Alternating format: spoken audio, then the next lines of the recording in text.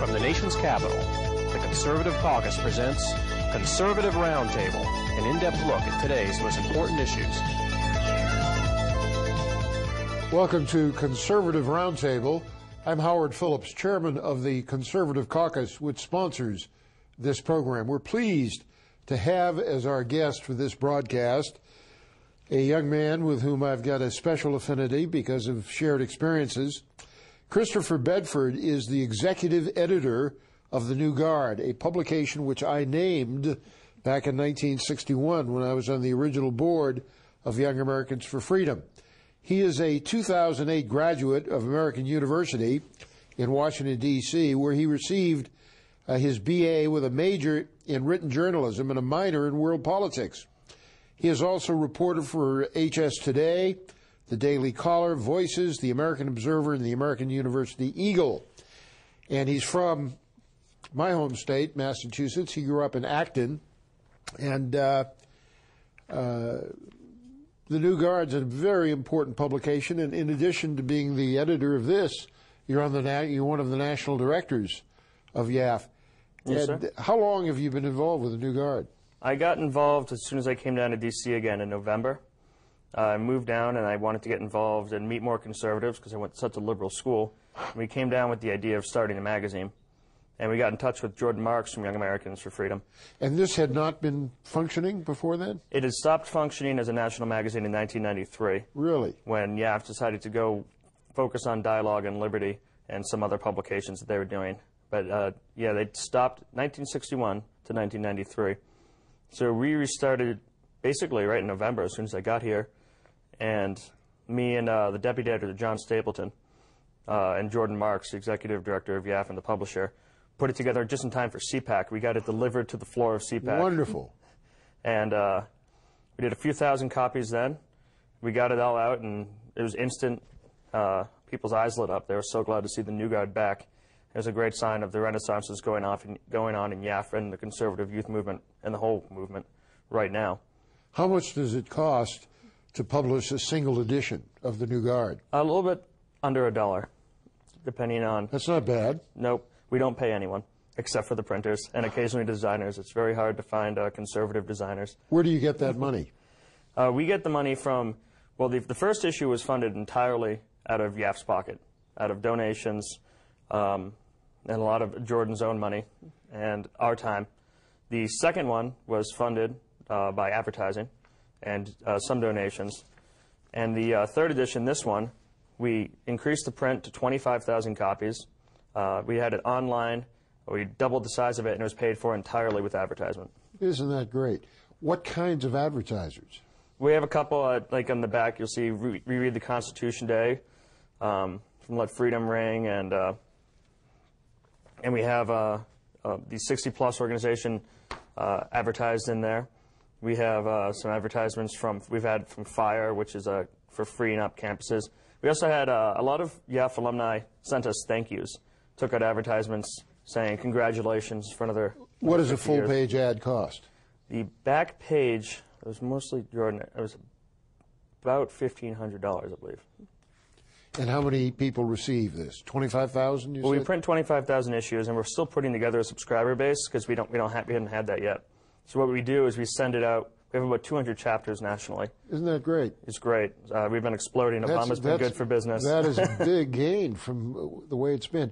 So YAF is on the rebound. Absolutely. New chapters every week starting up in California. We have a very strong chapter going now in Puerto Rico, which is interesting. Florida, which has been in the news lately. It's been with Breitbart. We have Penn State, which was in the news yesterday. Not yet our home state of Massachusetts.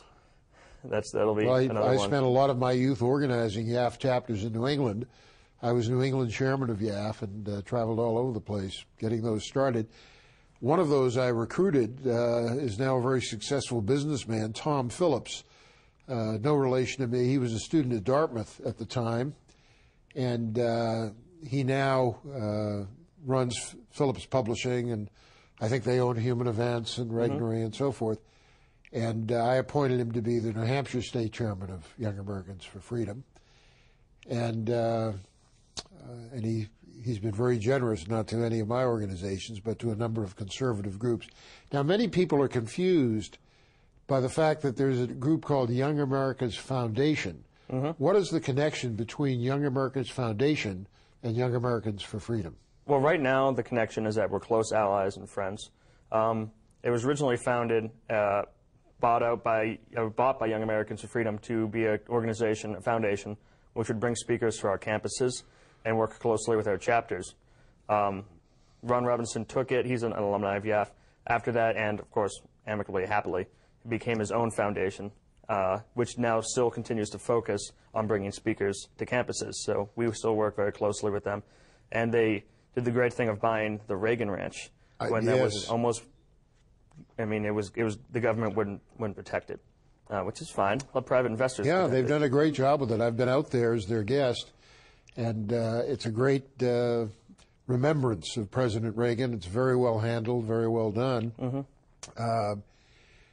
Now, one of the distinctions of Young Americans Foundation is they're rolling in dough. They've got plenty of money, and they got, I believe, a $12 million bequest from someone with whom Ron Robinson had an ongoing conversational relationship. And long may they wave. I'm glad they're doing well. What is the state of financing for Young Americans for Freedom? We have basically one paid employee. It's completely volunteer-based. We definitely get our donations and people who leave us money. We raised $1,200 at the Glenbeck rally, a little bit less at the next rally at 9/12. And but yeah, I mean, we're a student organization. We're never rolling in money. We're always paycheck to paycheck. But it's great. It keeps the people that we're specifically with motivated. Yeah. Well, I recall seeing you and chatting with you at that wonderful picnic that Richard Viguerie sponsored on the day following the Sharon Conference anniversary. Richard is one of the people handling direct mail for our organization, the Conservative Caucus. Have you thought of having a direct mail campaign for the New Guard or for YAF? We have done direct mail in the past. Of course, Jordan, who handles the finances mostly for us, has read Figuerie's book. It's basically the book on mail order on collecting money through the mail, and we do donations. We just got the new website up, which has been fantastic, and we have people buying New Guards. But yes, we definitely need to increase that. Right now, it's just been really on the ground. We're getting a lot of donations because of face recognition ever since we've been kicked off of Florida. It's people starting to recognize that Young Americans for Freedom is back and rearing for action.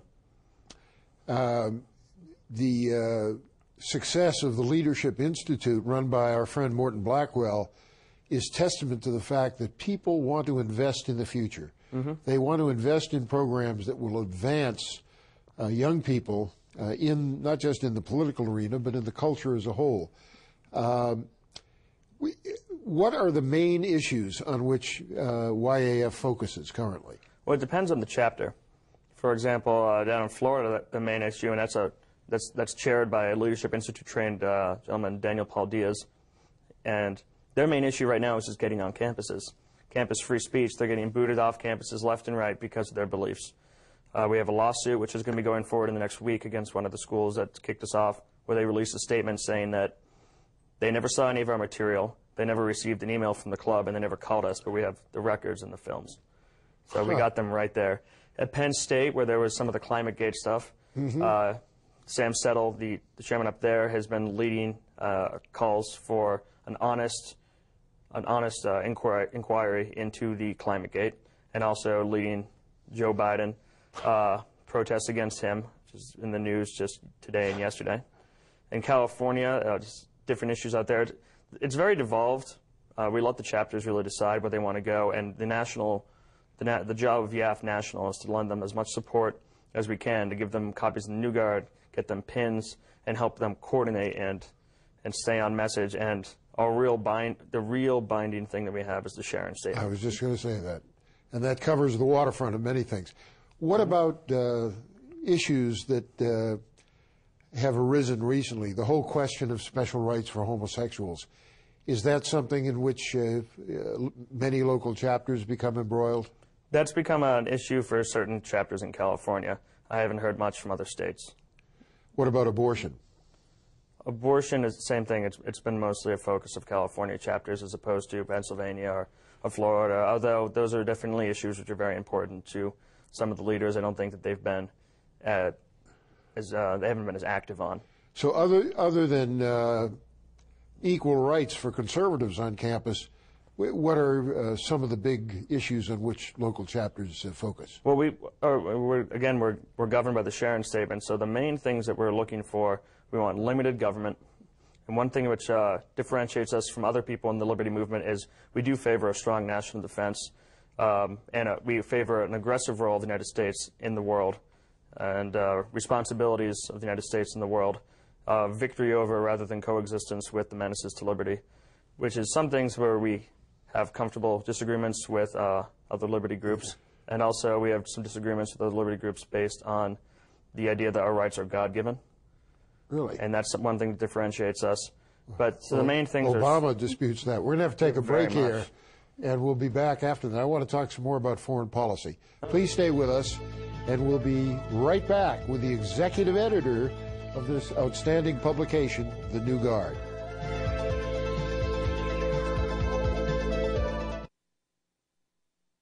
You are a defender of liberty. You spoke out. That is part of your job. You were heard in Congress. No. You marched. You created a new movement. You endured attacks. You see folks waving tea bags around. Now you can help to Repeal the bill. go to sendthemamessage.com. Print the pledge to repeal Obamacare.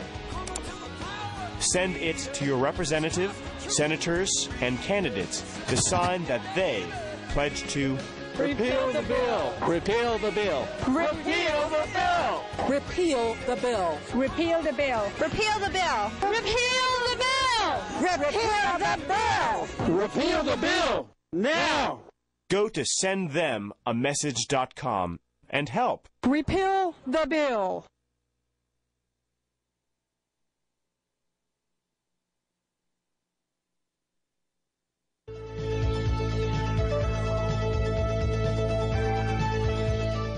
Welcome back. Christopher Bedford is the executive editor of The New Guard, the magazine of the Young Americans for Freedom. To throw in a little bit of personal history, I was the guy who named it The New Guard when the magazine got started in 1961. I was privileged to be on the original board of Young Americans for Freedom. There were 13 of us, as I recall. And I had an article in the first edition of the New Guard. We started to talk a little bit about foreign policy. My view of our national security policy is that the purpose should be to defend the population and territory of the United States. Sometimes that requires power projection, as in the case of preventing the incorporation of the Republic of China and Taiwan into the arms of the Red Chinese. But I do not favor involvement in wars that do not relate clearly to the defense of U.S. population and territory. This last weekend, I watched at the Shakespeare Theater, the Harman Center, a production of something called The Great Game, which is the history of foreign involvement. Tragedy for the proper defense of our country. A lot of this is attributable to the fact that money that should be spent, in my opinion, on the defense of the United States is instead being diverted to our incursions in. One of the consequences of that is that the Red Chinese are gaining control of sea lanes and other things, and they're increasingly in a position to threaten international waterways and free travel by the U.S. Navy. And the decision of Obama. Young conservatives is the role of the United States in the world. There's a lot of people who sometimes very mindfully and sometimes mindlessly jumped on a hawkish or neoconservative position on a lot of things. Some people have looked at that role and said that's not what it means to be conservative, and some people said, yes, it is. How does this relate to the 2012 presidential campaign? What is your assessment of some of the people who are being mentioned? Let me just throw out a few names and give me your comments on them. Mitt Romney, Mike Huckabee, Ron Paul, Sarah Palin, Mitch Daniels, Chris Christie, Newt Gingrich, Governor Pawlenty of Minnesota. I'm sure I've forgotten. Some people I ought not have forgotten. How would you assess any or all or some of these prospective candidates? No clear front runner, that's for sure. There's a couple of people who I think have shot themselves in the foot. Mitt Romney with health care in Massachusetts. I couldn't agree with you more. It's too similar to Obamacare, and it's going to be very hard for Mitt Romney to get away from that association of the socialized medicine plan he opposed in Massachusetts and the Obamacare plan. I don't think that Ron Paul would make a good president, although I do respect, and I basically agree with almost everything he says on the domestic front. I don't feel that he gives full credence to the threat that Islamic fundamentalists pose to this nation. I think that their threat is very, very serious, and it's not simply a matter of backlash, and it's not simply a matter of blowback. Let me get off track and ask you, how would you address the Islamo-fascist threat to the United States? What should we be doing? Well, one thing which I'm very adamant about is we need to keep our forces, I believe, in Iraq until the job is done. Now, when that war happened, when it was first declared, I protested against it. I thought it was stupid. I didn't see the point of removing Saddam Hussein. However, we're fighting a completely different war now. And I believe that once you've picked a battlefield, you need to fight there. And fight to win. Yes. We need to go there. Yeah, it can't be another Vietnam. We can do it just like in Vietnam, and we can win just like we could have in Vietnam if we apply ourselves correctly and if we take it very seriously. And I think we're on the right course in Iraq. I think there was a major turnaround with the surge. But my feeling is that let me preface this with I don't think we should have been in Iraq, because some people very close to me in YAF do. But whatever we do leave in Iraq, whether it's democracy, Islamism, or anarchy, I believe is going to spread to the rest of the Middle East. What would you do about Iran? And its growing ability to produce nuclear weapons? I don't think that the option of living under the threat of nuclear war from a country like the Soviet Union, which we did for decades, or Iran, is an acceptable option. I think that... How do we deal with it? Heavy airstrikes with mobilized forces in the Gulf. Should we encourage Israel to attack Iran? Absolutely, and I don't think they'll need any encouragement. The least we can do is not discourage them, because Israel's a country that's used to... They take threats of people wiping them off the face of the planet very seriously, because it's been tried numerous times. And I think they understand the threat of Iran very, very well. And I don't think that they're going to let the President of the United States stand in the way. And I really hope that we wouldn't. I would hope that we would encourage it. And if not actively and publicly, then do all we can privately. We haven't really reviewed all of the presidential candidates, but talk to me about Obama and what effect he's having on young people around the country. He seems to be trying hard to get young people who supported him when he first ran for president to become active in this year's election. He's always been good at mobilizing people. Sometimes he's not mobilizing them for the causes that he wants. I think that's all he's ever really done that much. He never really sat in on votes. He just wrote a couple books and was a community activist. Or had his name attached to a couple of books. Yeah. And now he's mobilizing the entire country again. It's just this time it's for a good thing. And I think that Vigory was right at the YAF anniversary speech when he said that for every 3 times a day we spend 20 seconds cursing the president's name, we should spend the rest of our time thanking the president, because every single administration, Republican, with the exception of Ronald Reagan, every administration, Republican or Democrat, had vastly expanded government, vastly expanded spending, and vastly and seriously harmed liberty. And the only thing which ever could have woken the American people up was things getting so bad so quickly that they understood. And now, for the first time in modern history, the words spending, the words taxation, freedom are constantly being mentioned. It's, you know, former Vice President Dick Cheney once said that you never lose an election based on bringing the money home. I think that's the exact quote. But now you will. You'll get fired for that. It's called stealing. And having a quasi-socialist, neo-colonialist in the White House has really invigorated people to finally stand up and kick the bums out. And hopefully we can stay this course. I hope so. We have to take a break. We'll be back after these messages. Please stay with us, and we'll have some final words from our guest, who is the executive editor of this important publication, The New Guard.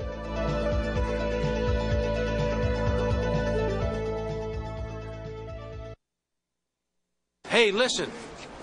This is the greatest thing. I want to tell you something. Something's happening in this country.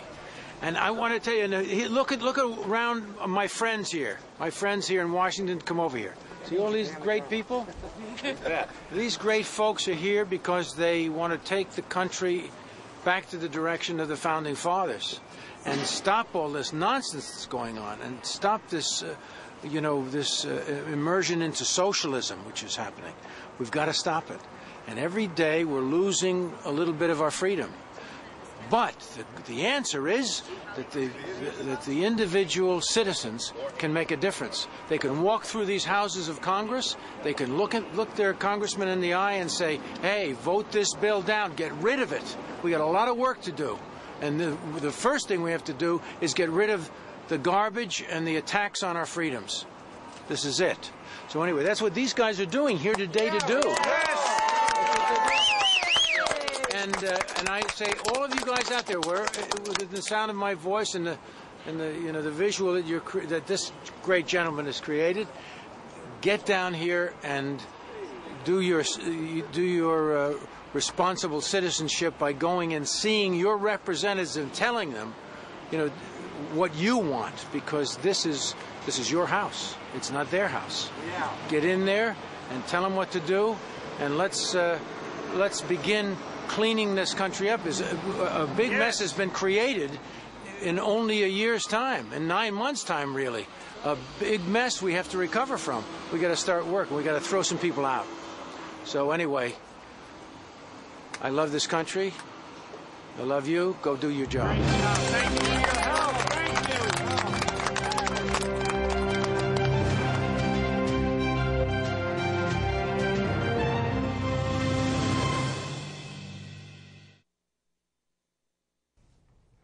Let's take another look at the presidential race. Is there a favorite emerging among YAF members around the country?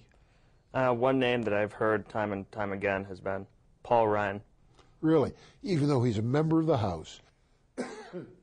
And Garfield was the last president to go directly from the House of Representatives to the White House. And he hasn't started a PAC yet. Yeah. But and he'll be chairman of the Budget Committee. He's done a great job on budget issues. One thing which I think would do a lot towards me coming out very strongly for him, although YAF doesn't because we're a foundation, would be... You're a C3? Mm-hmm. We have a C3 and a C4. We have to be careful. We can't endorse.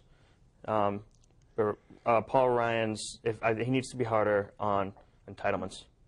If we can't fix the entitlement crisis now, I don't understand a time when it can be fixed. Mm-hmm. And there's Republicans need to work on their messaging, and they need to understand that just like in other countries, like in Chile, where you can guarantee that the people will make that amount of money on the government's dime, and it'll still cost 5% of what it's costing now or less if you privatize it. Mm-hmm. What about the Social Security issue? YAF members are years away from being affected by the status of it. Is there any thought being given to what changes should be made? I'm writing an article on it right now. Really? For the next New Guard. What's your thesis? Yeah, it's a following of the model that was pursued in specifically Chile and then copied around Latin America and Eastern Europe. And Chile had Social Security 10 years before we did. Got rid of it in 1980 by appointing, there's 4 or 5 companies that were tightly controlled, and it's not necessarily a free market, what they could spend their money on. And then people got control of their own specific funds, their own number. They got a statement. It was a great example of how to do things right. We're out of time. Oh. Chris, thanks so much for being with us. Thank you for having me. Keep up the good work with the New Guard. I look forward to reading every edition. And thanks for watching us on Conservative Roundtable.